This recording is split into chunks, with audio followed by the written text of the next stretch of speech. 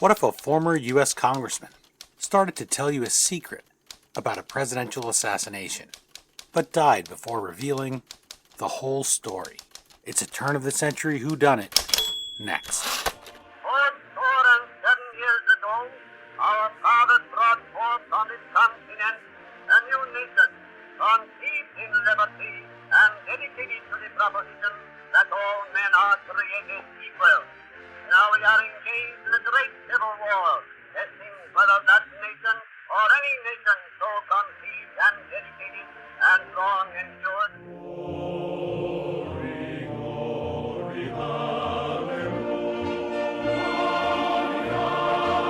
Hello, history lovers, and welcome. I'm your host, Dean Karayanis, and this is the History Author Show on iHeartRadio.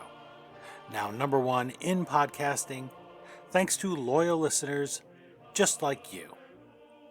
I am really grateful that iHeartRadio is still up and running, and not only up and running, but people are turning to their radio stations more than ever. People are downloading more podcasts for entertainment, like today's story with David O. Stewart.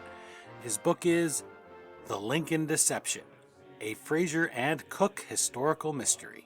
And I hope that if you're not as fortunate, not able to go back to work right away wherever you are in the world, that stories like David O. Stewart's will give you a little bit of enjoyment, something that's not only a distraction from all the trouble in the world and the headlines about coronavirus, but something that is fun and interesting and that takes one of history's great tragedies and turns it into an entertaining what if.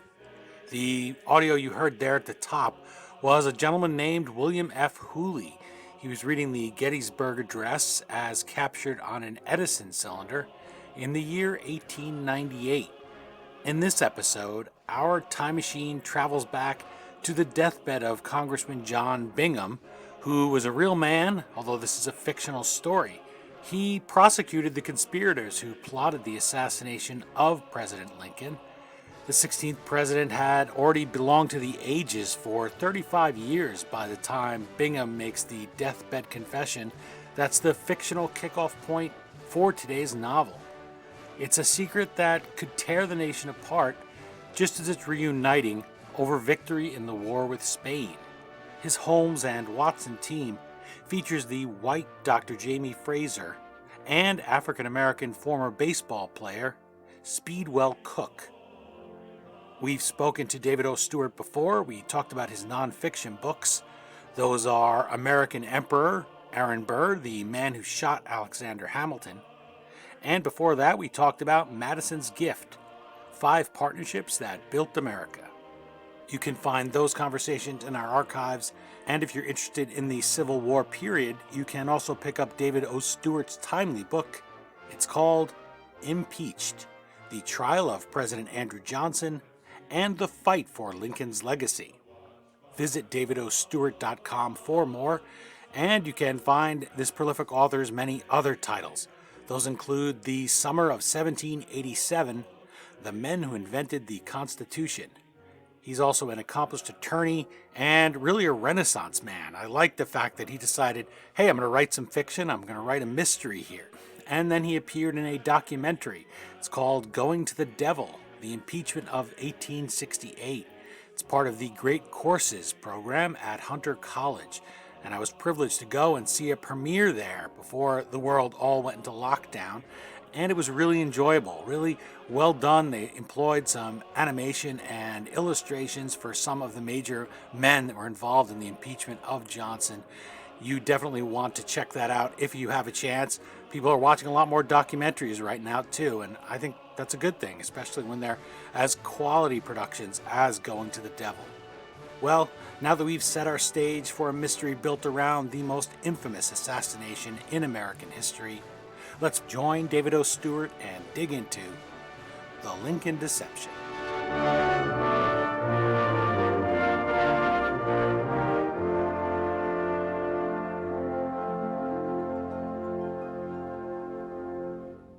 I'm joined on the line by David O. Stewart, author of The Lincoln Deception, a Fraser and Cook historical mystery.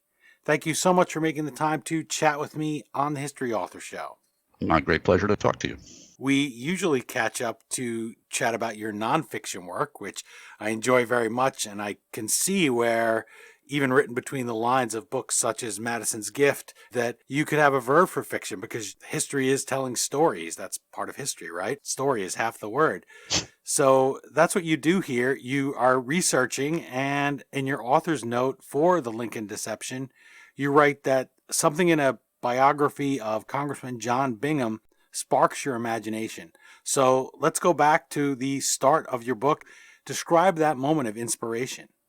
Well, I was researching my book on the Andrew Johnson impeachment trial, the presidential impeachment trial, and was at the Library of Congress waiting for a biography of John Bingham. But as you said, Bingham was a congressman from Ohio and also one of the leading impeachment advocates, and an important guy. He actually wrote the key phrases in the 14th Amendment, and he'd also prosecuted the co-conspirators with John Wilkes Booth from the Lincoln assassination.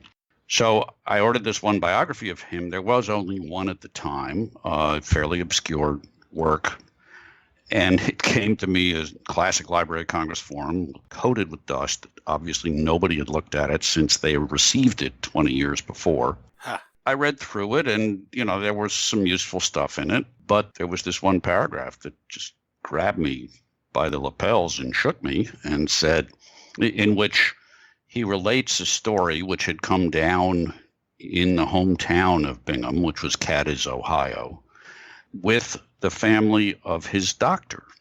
And it was a story about what Bingham learned while he was prosecuting the Booth co-conspirators. And that was such an electrifying story that it occupied my mind about what might really be behind the Lincoln conspiracy or the Booth conspiracy. And that was not the project I was working on. So I had to finish that book. And I actually wrote another one after that, but this kept eating at my head. And I tried to research it and tried to, I got all this stuff about the Booth conspiracy and tried to figure out, could I solve this puzzle that the story set out? And I couldn't. So I decided I would have to make it up. And so I decided to write a novel, historical fiction, about what really might have been behind the Booth conspiracy. And it struck me that you're fortunate to have an actual conspiracy to work with here. People hear the word today, and I guess ever since the Kennedy assassination, when people were trying to wrap their minds around this, that they couldn't possibly believe that it was a lone gunman. And so then we got this phrase conspiracy theory. And now I think when people talk about there could be a conspiracy, there's an automatic revulsion for it, or there's an automatic pulling back, and you think, well, this is tinfoil hat stuff. And for Booth, he does have a conspiracy. And in fact, there was a show, I can't remember what it was a sitcom, but Ed Begley Jr. plays this fellow, and he has Dallas, the layout of Dealey Plaza in his basement, and he's saying, a lot of people say Booth may not have acted alone because they're looking back at all these old photos of a relative of somebody on the show. Chris O'Dowd is the star. And he is saying, well, all this stuff about Booth, maybe your ancestor fought on both sides. Some people did.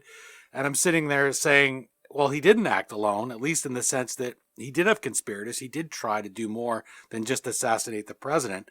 So it's not as if you're starting off with a germ here of the crazy man, Charles Guiteau, who shot President James Garfield in 1881.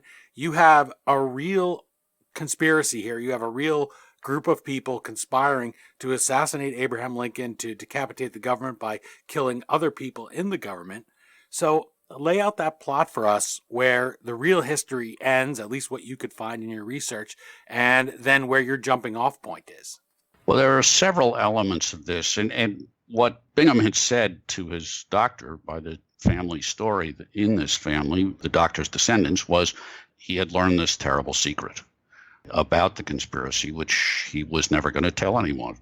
And the reason you would think there might have been a terrible secret, and you've already alluded to some of it, but, there were up to a dozen people involved in this conspiracy with Booth, and they coordinated their actions on the fatal day, April 14th, 1865. And they had multiple targets. They were not just trying to kill President Lincoln. That's the only part that succeeded. But they intended to kill Vice President Andrew Johnson. They intended to kill Secretary of State William Henry Seward. I also believe they intended to kill Edwin Stanton, the Secretary of War, and General Ulysses Grant. And that really, at some level, would have decapitated the Union government at that moment in time. And it's quite electrifying when you think, had they succeeded, what might have happened? And there are other factors. For about 10 months before this, they are engaged in planning. What's striking is that neither Booth nor most of his co-conspirators had any visible means of support during this time. In addition, Booth had multiple contacts with Confederate agents through the last couple of years of the war. And then something I've always been struck by, is the period after the assassination. He is in flight for 10 or 11 days after the assassination. There are literally tens of thousands of soldiers looking for him all around Washington, D.C., in Northern Virginia, in Maryland, and he is able to find Confederate agents and sympathizers throughout Southern Maryland and then across into Virginia in order to elude them. Now, that requires planning. He gets a password too, doesn't he? Absolutely. And, the hardest part of any assassination is not killing the person, it's getting away. Yeah. That's really hard. And he got awfully darn close to doing it. So I think, if he hadn't broken his leg, he might have made it. So that, again, suggests to me that we know it wasn't a mad gunman. We know this was the product of planning. And you can't help but wonder, so what was behind it? And that night at Ford's Theater, one of the things when you mentioned Ulysses S. Grant that I thought of was he was supposed to be, or at least was invited that night. And his wife, Julia, said, no, I don't want to spend a night with Mary Lincoln. I'm not going. Tell him I have a headache. And unfortunately, Grant is just not there at this key moment. But if he had been, talk about good speculative fiction, which is what you offer us here in the Lincoln Deception. Had he been killed and not Johnson, if he's eliminated as well, then that counterbalance that we have to Johnson throughout Reconstruction that you cover in Impeached, the trial of President Andrew Johnson and the fight for Lincoln's legacy, there's nobody who can counter him like Grant was able to counter him during that period of Reconstruction. Johnson's basically ready to restart the Civil War, right? Keeps saying to Grant, well, when can I hang these guys? When can I hang Robert E. Lee? When can I hang Jefferson Davis?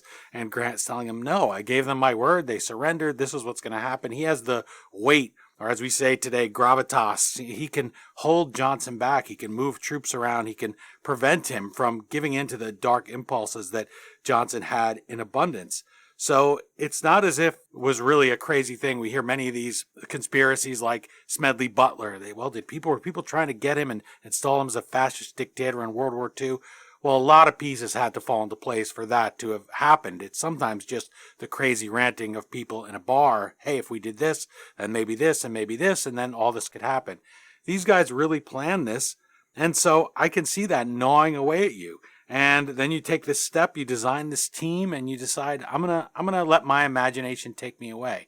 So I wondered if that was hard for you, because as a historian, you talked about the discipline you had there to say, well, I have to finish the book I'm working on right now. I can't afford to stop in the middle and start writing another book, much less a novel.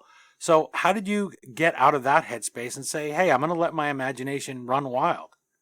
It was just frustration that I was not able to do a nonfiction book out of it. But also, I came to the writing trade. I was a lawyer for many years, and I actually started out trying to write fiction.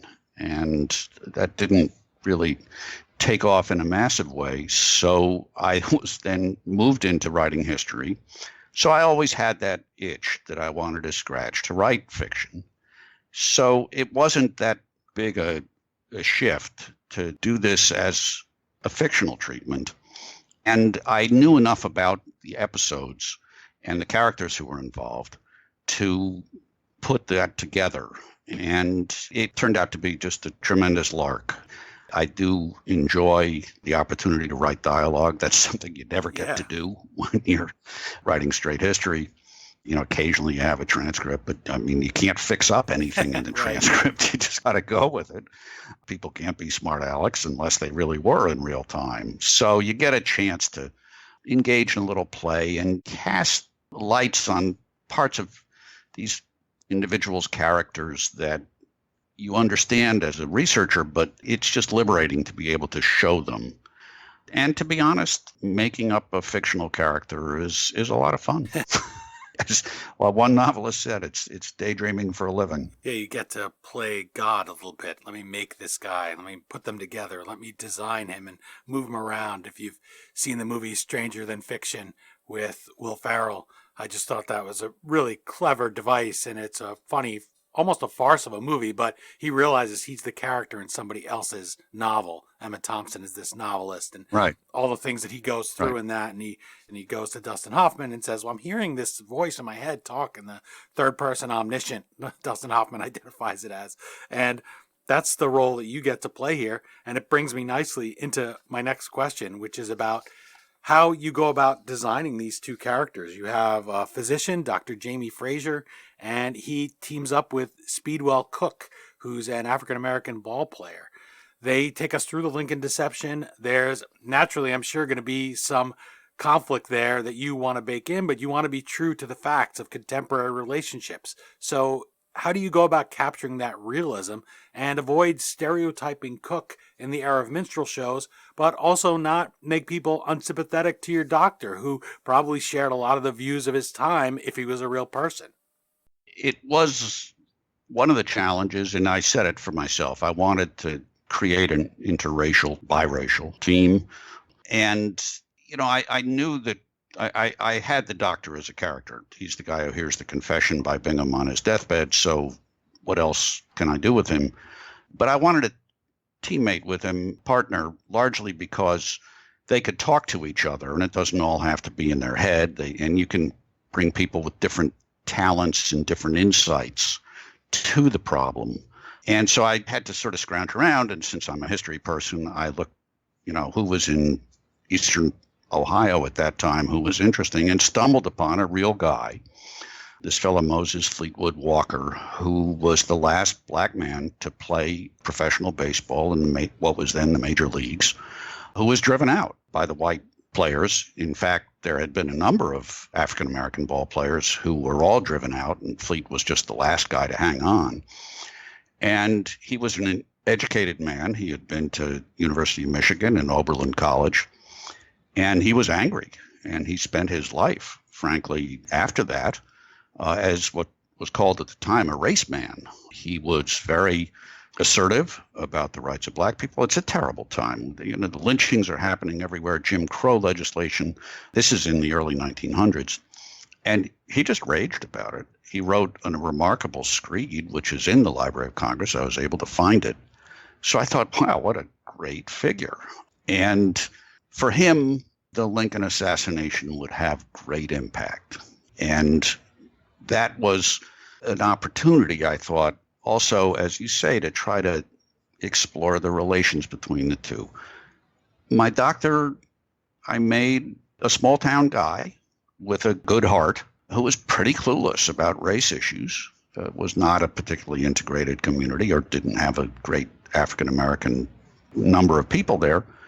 And they have to clash. I mean, they can't not. And they have trouble getting along with each other. It seemed to me that it would be wrong to make it that they become best buddies. They develop some trust with each other. They have to rely on each other. They share this quest that they're on. And the doctor, Jamie Fraser, gets a bit educated about race issues. But they're from very different worlds, and they're not going to be best friends forever. They're just thrown together. And that was the challenge, but also was the interest, that you create that tension. I mean, tension in relationships It's interesting to write about. I hope it's interesting to read about. Really helpful for you to tell this story, to have them have, well, not helpful, you designed it this way, but the conflict is always the key. And also for you, since you want to bring Jamie Fraser and Speedwell Cook back for other mysteries, you keep their characters broad. This is a relationship that when you look at them, you say, just as it is in the nation, right? Hey, some people think, well, you freed the slaves at the time, you have emancipation, we passed a few quick amendments there. As you said at Hunter College, that the amendments tend to come in bunches. So you're free now. Okay, go ahead, vote, at least the men, and we're done. Everything's finished. You're equal now. And that's not the case. It drags on. It drags on to the current day in some things. And so that really sets you up well for future novels, I would think, as far as their characters. You can wake up in the middle of the night and have a moment and say, hey, what if that happened? Or when you're doing your nonfiction work, you can daydream for a few minutes and say, I wonder how they would confront something like the Treaty of Versailles. How would they confront World War I? Or how would they confront Woodrow Wilson rolling back so many of the rights, getting rid of people in the federal government? You set yourself up nicely there. And since I know how you plan and I've read your books, I like to think that was by design. You were hoping you'd be able to continue. Well, I hate to disappoint you, Oh, but no. you're smarter than I was. I was writing this one story, and when we finally had a publisher interested in publishing it, the first thing, their question was, is this a series? Which had never occurred to me. And my agent told me that was their question, and I thought about it for a second, and he quickly said, there's only one answer to that question. Yeah. So I said, sure, it's a series. And Of course. had I thought about it, I would have made them probably 10 years younger. So Yeah, they would have had more time. But I was lucky that they were characters with a potential for growth. This is a process for Jamie Fraser of learning. And, Speed Cook, really based on Fleet Walker, is just, for me, an endlessly fascinating guy. He's a guy in an impossible situation, living in a terrible place. And he has all the talents you would want in a human being, except the whole country is basically designed not to let him succeed. And that drove him crazy. And why wouldn't it? And so that was always going to be a fascinating problem to keep coming back to. Well, Nero Wolfe and Archie Goodwin never aged in the Rex Stout novels, so there's no reason that they can't keep having adventures long after their natural fictional lifespan. So I'm saying that hopefully because for me, people who are listening, if you've ever tried to pitch a book to somebody and you said, oh, I read Lord of the Rings or I read the C.S. Lewis books and I have a great idea for a series, a good agent will tell you, well, sell one book. Never go in there and try to say you're going to try to sell a series because publishers aren't interested in series right off the bat. They want to see how that first book goes. And here, when you're saying they asked you that question, oh, hey, is this a series? Can this be a series? In my head, I was thinking of Ghostbusters when they go up on the top of the building and he says, are you a god? And he says, no. And he says, Ray, if someone asks you if you're a god, you say yes. And that's what this made me think. If someone asks you from that first draft, it's not even a first book, if you want to make this a series, you say yes. That is the only answer. And that's an indication of how compelling your two characters are in the Lincoln Deception because you want to get more from them. Sometimes you get to the end of a book and you say, okay, that was a good standalone story. But sometimes you just want to hear more and more. And that's what we get here out of your characters. Well, thanks. I've been very gratified. I like to ask novelists to read an excerpt from their book. This is a good time to do that. They can get a taste not just for your writing that captured publishers, but also for what you think is important, what you enjoyed writing, I'm sure, and what you think will hook readers. So set this up for us and have at it. Well, the book starts with this wonderful moment when John Bingham in the year 1900, it's 35 years after the assassination, is dying. And his young doctor is Jamie Fraser. And Jamie comes to look in on him. This is back in the days when there were house calls. And let me just read a brief passage from that. Bingham starts out saying, I've been recalling Mrs. Surratt. A perfect she-lion she was. His blue eyes glinted briefly, then faded to a vague, watery look. We were waiting for the convictions to be approved by the president, he went on, and she called me to her prison cell, and we had the most remarkable exchange. The old man shook his head. What she told me, you must understand, I was no babe in arms. I was in Congress during vicious times before the war. As Judge Advocate General, I knew the horrors of the bloodiest war man has fought, of the horrors of which the human spirit is capable. And yet, that woman unsettled my very soul. Afterward, I went to Stanton. Fraser knew about Edwin Stanton from nearby Steubenville, who had been Lincoln's Secretary of War. I never saw that great good man so vexed as when I related Mrs. Surratt's confession. Bingham's eyes drifted again to the far wall. The memory seemed to seize his entire attention. Finally, we agreed, Stanton and I. Bingham added, her confession was too terrible. To reveal it would be to risk the survival of the Republic. Fraser wasn't sure he had heard correctly. Sir, the survival of the Republic? What could Bingham mean? What secret part of the assassination plot, what beyond the murder of the martyr president had held the power to destroy the nation? He said to Bingham, perhaps now, after so many years, it would be well to get that confession out. What she said. Why, after all, did Mrs. Surratt confess, if not to have it known? Ah, Bingham said, leaning back, you're exactly right, Jamie. She wanted it known. She meant to continue her evil mischief against our poor nation, even after her death. That was why Stanton and I agreed never to reveal it.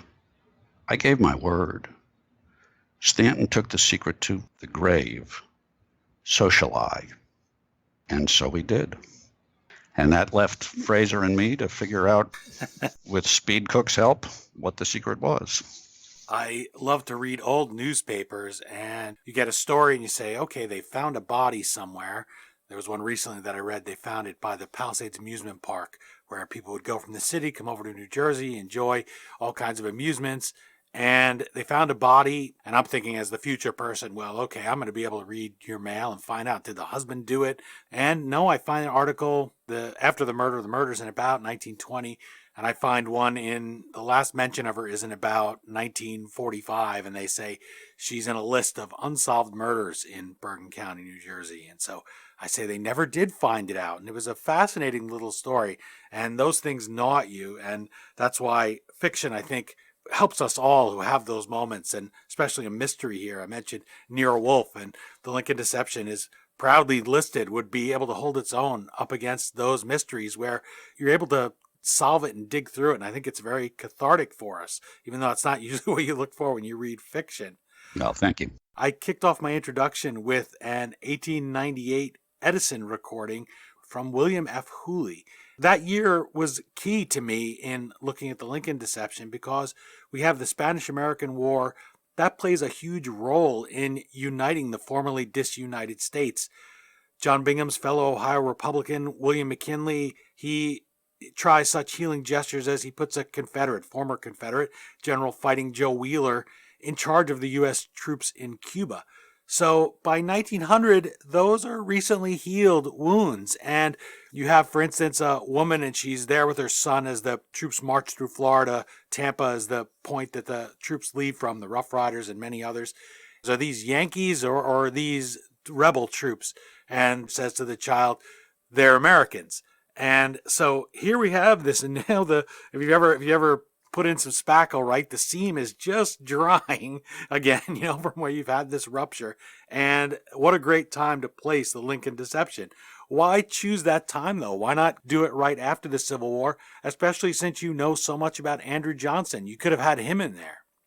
Well, two reasons. One was I respect the history, and this is the only time Bingham mentioned this secret. So I wanted to set it in 1900 because that's when somebody learned about it, other than him and Stanton. But I was also inspired by a classic mystery story, historical mystery, by Josephine Tay called Daughter of Time, where she has a 20th century detective who gets laid up in the hospital and becomes intrigued by the supposed crimes of King Richard III in If you know the Shakespeare play, he's the hunchback who murders his way to the throne until he's finally overthrown himself. And she has her detective ultimately conclude that Richard probably didn't do it, didn't do any of it. And it's a fascinating experience because he, like us, comes to the crime when the trail is cold. And that's why I liked doing it in 1900, because by 1900, the trail is mostly cold. A lot of the people who are engaged are gone. And that's the way we are in the 21st century when we read about it. I mean, there's nobody left to ask about it. So you've got to reason it out. I mean, you've got to be the clever detective and try to take the evidence that we've got. And luckily, there were a few people still alive that I was able to put in the story who dated from 1865. But much of it really is just assembling the pieces, moving them around, trying to figure out what really did happen. You're enjoying my conversation with David O. Stewart, who you can find online at davidostewart.com. We are discussing his novel. It's called The Lincoln Deception, a Fraser and Cook historical mystery. The Washington Post wrote of the novel, quote, "One of the most satisfying treats of The Lincoln Deception is the engaging way it reminds us that the actual story was much more complicated. Booth's attack on Lincoln was just one assassination attempt carried out that day." David, as a novelist, you get to dig into those items, those what-ifs. And since you also are a nonfiction author, and you literally wrote the book on Vice President Andrew Johnson, that's the book Impeached, he was also targeted that night. And in light of the Lincoln Deception, I'm sure it crossed your mind, what might Reconstruction have looked like if not for the incompetence of Booth's fellow assassins? It's a wonderful question that, of course, we think about it. I've been talking to groups about the book. I love to pose the question. So suppose Johnson had also been killed, who would be president? Who would have been president? And there actually was a man in Texas who got it right. But even very well-informed historical readers won't know this. It is truly obscure. The second in line for the presidency after the vice president in 1865 by statute was the president pro tem of the Senate, who was Lafayette Foster of Connecticut. He was a Republican senator at the time. He was a lawyer. He was not a fierce abolitionist by any means. In fact, he became a Democrat later in his political career. And he didn't leave much of a footprint for us to go by. I think he would not have been as confrontational as Andrew Johnson. It would be difficult to be as confrontational as Andrew Johnson. He was a very difficult figure, but I think he would have been pretty sympathetic to the Southerners. There is some evidence that Foster, because there were a lot of cotton mills in Connecticut, was sensitive to sort of restarting the Southern economy. That has a certain echo today when we're trying to restart our economy after this terrible pandemic. So I find it almost impossible to project. Reconstruction was bound to be difficult. Civil wars are awful. And we fought one for 4 years and 700,000 plus people were killed. That just doesn't heal overnight. And it certainly didn't. And, it would. People always want to know, so what if Lincoln had lived? Well, if Lincoln had lived, we probably wouldn't think he was such a great president as we do now, because it was such a hard thing to do, to try to placate Northerners who felt that they had sacrificed so much that they wanted to win and they wanted a real victory and real change in the South, and still bring Southerners to not hate Northerners for the rest of their careers. And, it's not like you mentioned sort of spackling the two sections together. It's not like the job is finished even today. I mean, look at the Confederate monuments issue. There's a heritage which, we still, and it is all tied up with slavery and race, which are issues that are eternal for this country. And we're still dealing with a lot of it. And worth mentioning for the sake of the Lincoln Deceptions plot and a way to buttress the idea you're jumping off point and putting it in 1900 is a lot of those Confederate monuments that people argue over today were put in during this Gilded Age period. So there was still that feeling and that's still that rebellion. It wasn't as if it was the minute that the war was over they started putting up statues. That wasn't the case. And for Lincoln, you think, well, everyone would have listened to him. Certainly not the case, and even his attempts at reconciliation. I was thinking as you spoke, because it's in the Lincoln Deception, about Booth being behind Lincoln, and he says to the band, play Dixie. I've always loved that old Southern tune. And, well, that's not when he's behind him. He's behind him as an inauguration. Sorry. But he's there, he's in the crowd, and he hears him say that, and he says that's the last speech that he'll ever give. So even this effort that Lincoln makes at reconciliation manages to enrage the man who goes on to kill him. So that, I think, gives us a small idea of just how complicated and difficult the job ahead would have been had he not succumbed to an assassin. Indeed. I asked you how you balance fiction and nonfiction impulses to ensure that you treat historical figures fairly. William Martin, best-selling author of a dozen novels, including The Lincoln Letter, writes in your foreword that a good historian will always be true to the letter and spirit of real people. He says, quote, but a good historical novelist gives every one of them a reason for being, not just in history, but in his fictional universe as well. I wanted to ask how you go about balancing those fiction and nonfiction impulses, which you spoke a little bit about when we talked about dialogue, because dialogue is one of those things that they spoke differently back then, and there's varying levels of touch. You seem to have a light touch with how you did their dialogue and using things like jargon and terms at the time. So how do you balance that when you're writing dialogue to ensure that somebody doesn't say something that just feels wrong to you? Well, you've asked about some very interesting issues that you have to confront when doing historical fiction, because you're writing for a modern ear. So if I really tried to replicate the way people spoke back then, it might strike people today as awkward, affected, just not genuine. So you have to respect your current readers. By the same token, I'm eager to avoid anachronisms. It's something that will set my teeth on edge when I'm reading a historical fiction. If they make some reference that somebody in 1865 or 1900 could not have known and would never have used the word. And frankly, when I'm writing dialogue, I keep the Oxford English Dictionary next to me, and if I use a word, or I do this when I'm editing too, I'll look it up in the OED and see when that word came into play, because I don't want to use language that was not around. And I have a book of slang from that period. So, if I want to have somebody be really slangy, I can see if maybe there's a term I can work in there that's not too weird and that people will understand. Sometimes you find a slang term that nobody will understand and you just can't use it.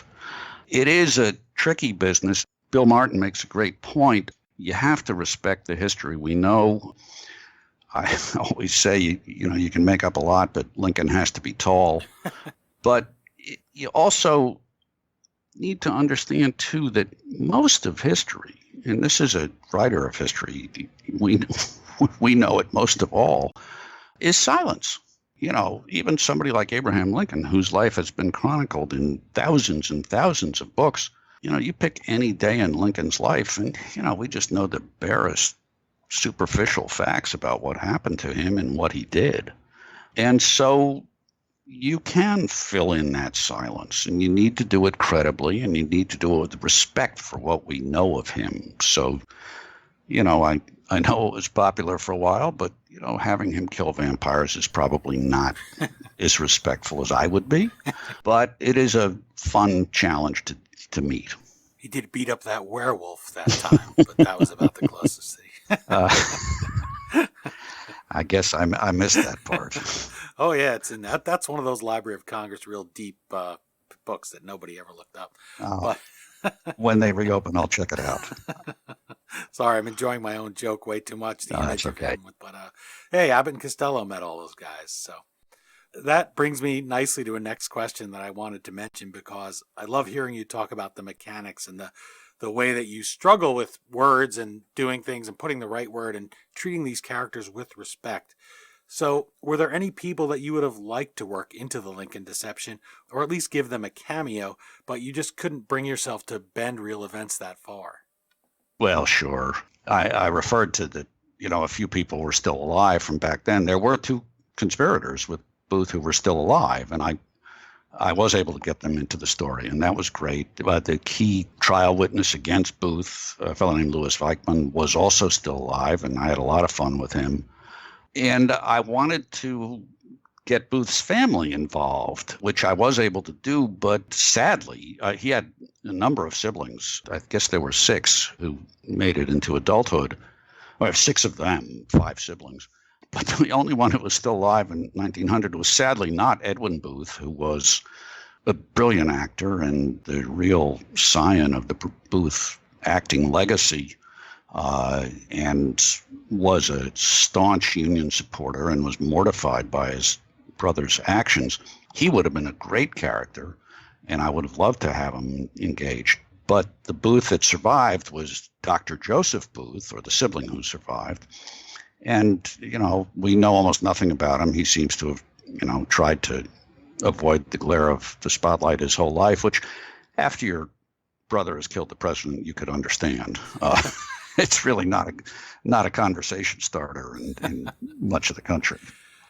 One of the moments in his life that's real that I don't think any novelist, even a first-time novelist, even the worst novelist that you could think of would have tried, is that moment that he saves Robert Lincoln's life at the train station in Jersey City. And that would have been some nice fodder there for you, I'm sure, to chew over in dialogue. But a real moment that happens, and after the assassination, Booth, who's been now blacklisted because of his name, because of what his brother has done, he writes Robert Lincoln and says, hey, you remember that time I saved your life? Because it would really help me out right now, because gosh, people are going to kill me next just by being associated with my brother. So he's a fascinating character in his own right, and I could see where that would have played on your mind. It would have been great to have him in there, because he would have been motivated to try to help Pierre right these wrongs of his brother. It very much. The story is that he refused to hear his brother's name spoken in his presence for the rest of his life. It reminds me of Benedict Arnold, too. To this day, Benedict Arnold's name can't be put on any monument in the U.S. And up at Saratoga, there's just a leg, because he injured in his leg, and it just says, to the bravest soldier in the Continental Army, or something like that. His name, people went to the graveyard and they chiseled the names of his relatives who were also named Benedict Arnold off the headstone. So if you think things were nicer and politer back in the days of powdered wigs, I said, wow, those Continentals could really hold a grudge against the guy. Yeah. You mentioned throughout this conversation how you think the conspirators could have succeeded about the things that they conspired to do. There was a movie in 2010, and I was gratified that you said you had seen it and could therefore comment on it. It's called The Conspirator, and it's directed by Robert Redford. And I know what I think of it, but I wanted to ask you first, what was your opinion of the film and how it treated the period of the assassination? Well, the best thing I can say about it, which will sound like damning with faint praise, because it probably is they did a wonderful job with the lighting, because this is an era without electric lights. And a lot of historical movies tend to use the bright lights anyway and portray it as though they had electricity. And in that movie, they really rely on sunlight and indirect lighting in the evenings. It's lit perfectly, I thought. The story, unfortunately, is just a tissue of lies. And, it basically says Mary Surratt was innocent, which is not true. She was guilty, guilty, guilty, and portrays her as this poor woman who was sort of fingered out of gender rage. And I will be honest, that there was of national fascination with Mary Surratt. She was the only female conspirator. And it was a bit unfair in some ways. There's this wonderful image, I think the Harper's Weekly published, of all drawings of the faces of each of the conspirators, and they put her in the center and all the others sort of as the solar system rotating around her, which was not true. Booth was at the center. It was not Mary Surratt, but she was in it up to her eyeballs. She was part of it, and there was nothing unjust about her verdict. It's a Hollywood movie. That's all I can say. A lot of drama, I thought, from the real story they left out of that movie, and I was disappointed in it because I convinced my wife to watch it with me, and as someone who's not a historian and she's also Canadian, that's the right word for it, convincing. Hey, do you want to watch this historical drama about a bunch of people that conspired to murder President Lincoln? And she was happy to watch it with me, and I found myself saying, well, wait, when she goes to the gallows, spoiler alert, this is much more dramatic. But now that you mention it, the lighting, when she's in the cell, for instance, and the lawyer comes in, or when they're in that courtroom and she's up there, it really is beautifully lit. I would have liked to have seen more Hollywood movie stuff and less TV movie of the week, just sort of having the camera sit there on her when she's testifying and not really giving us the full scope of effects that you're available to do to tell a story in movie making.